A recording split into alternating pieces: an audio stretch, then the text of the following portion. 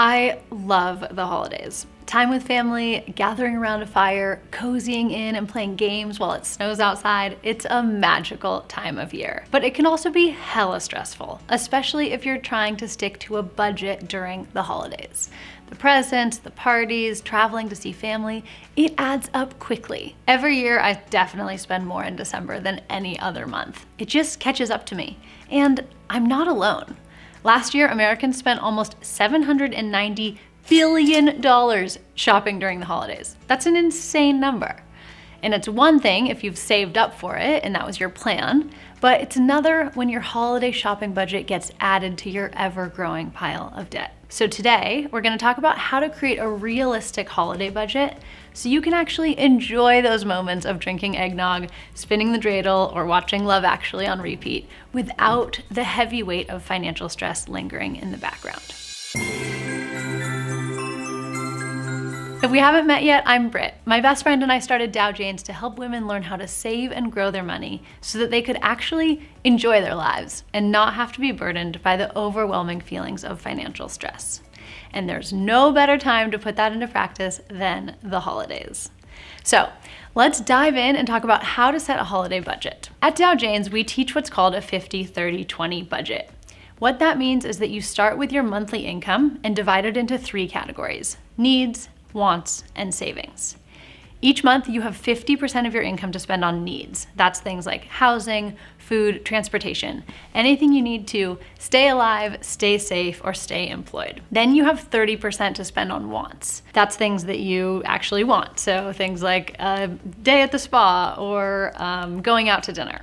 And then ideally, you're saving 20% of your income each month. So where do gifts fit in? Well, since you don't need them to stay employed, safe, or alive, despite what your children might say, that means your entire holiday budget should fit into your wants category. So let's run an example. If you take home $5,000 a month after taxes, that means you have $1,500 to spend on wants.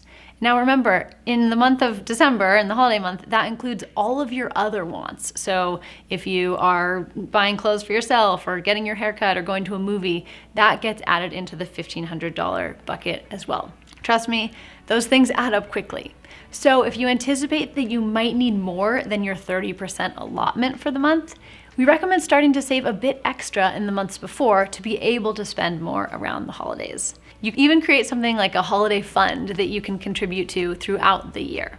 But if you haven't done that, try not to dip into your savings. Instead, stick to your 30% of your monthly income. And remember, the best present you can give yourself and your loved ones is financial security. So just keep that in mind. Okay, so now let's talk about how to actually create a holiday budget step by step. So the first step is to actually figure out your monthly income. So that's the total money that comes into your household after taxes each month. This is your wages, any side income you have, bucket that all together, and that's your total monthly income. That's the top number. Multiply that number by 30%, and that's your wants budget for the month. And remember, again, that's for the whole month. So if you anticipate needing a higher holiday budget, you might have to cut back on your personal wants this month. Step 2, you're gonna estimate your expenses. So what you can do for this is make a category for presents and list out every person you're buying a present for. And you could even assign a dollar amount to each person. Then make another category for events and activities. So things that might go under this category are things like a concert or a sleigh ride or whatever you tend to do around the holidays, and include the cost of those things in the column next to it. Then you're gonna total up all of those expenses, the presents, the events, and the activities.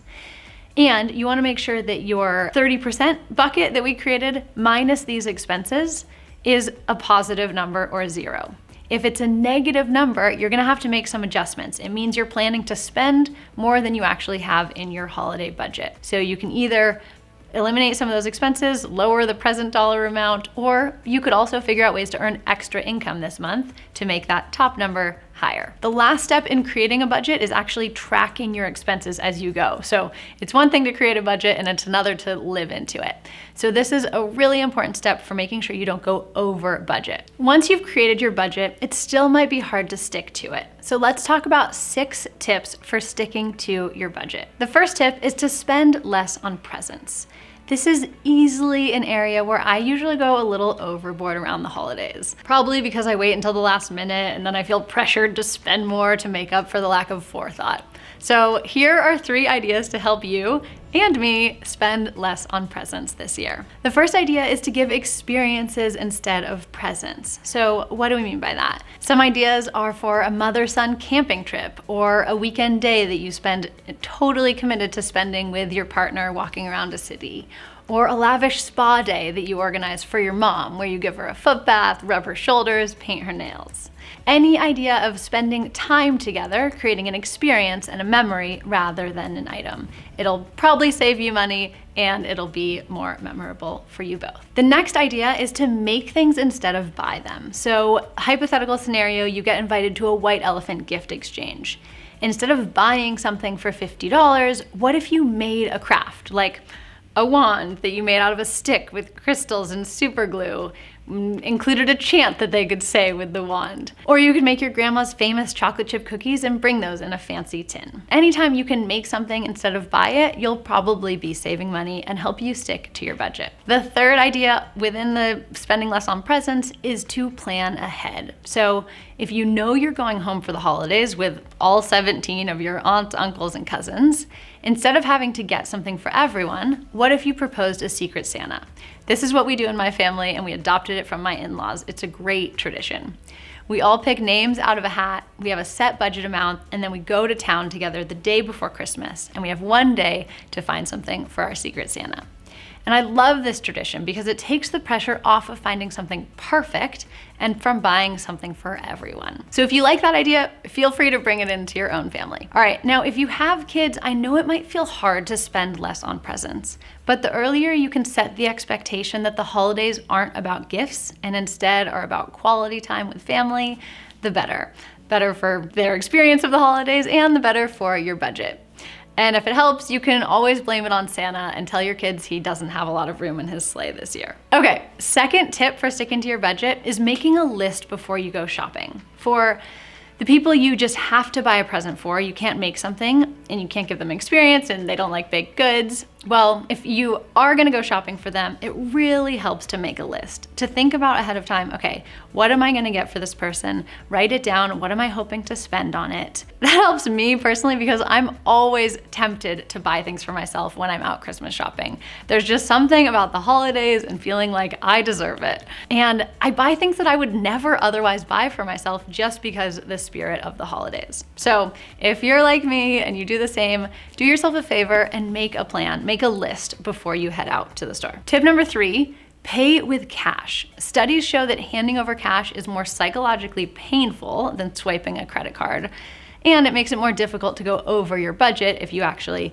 give yourself the amount of cash that you have to spend. Tip number 4, use last year's gift cards. If you got gift cards for Christmas or you have credit card reward points, you can use those to either supplement your holiday budget or to make it easier to actually fit within your holiday budget. Okay, tip 5, consider skipping or reducing those expensive Christmas traditions you do out of habit, but not because you really enjoy them. So for instance, if you do a fancy photo shoot with your family every year and send out cards, maybe think about another way to do it. Set up a tripod in the front yard and send out an email Christmas card. It's better for the environment anyway.